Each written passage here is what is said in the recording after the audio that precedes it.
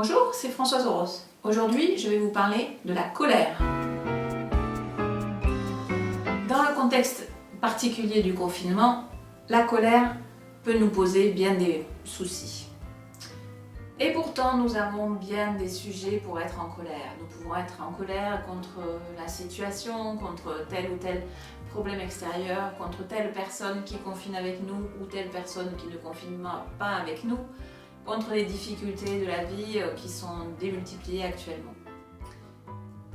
Mais si nous laissons libre cours à cette colère, ça risque d'être très tendu et d'augmenter encore les difficultés de notre vie quotidienne.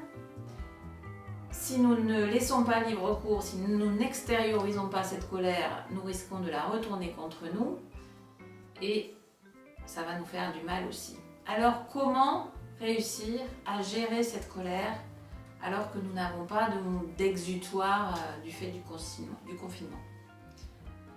Tout d'abord, il faut bien savoir que nous n'avons pas à nous culpabiliser d'être en colère.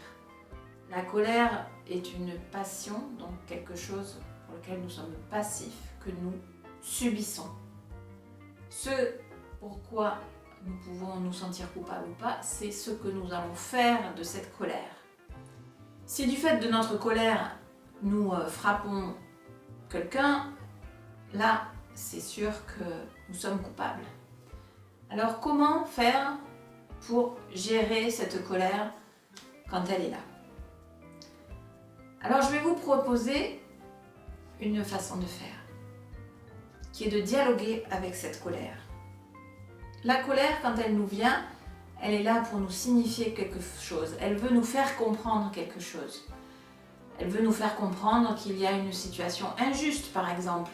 Elle veut nous faire comprendre que nous ne sommes pas d'accord avec quelque chose qui est, avec un comportement, avec une situation.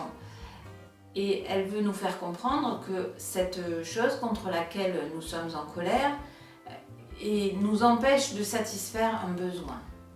Donc il s'agit d'accueillir cette colère et de dialoguer avec elle, d'essayer de lui demander « mais ma colère, que veux-tu me dire ?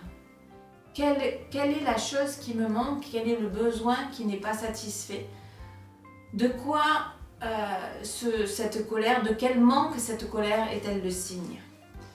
Et une fois que nous aurons dialogué avec cette colère et identifié notre besoin, nous pouvons à ce moment-là chercher si nous avons un moyen de satisfaire à ce besoin, là maintenant dans la situation concrète, que ce soit complètement ou partiellement.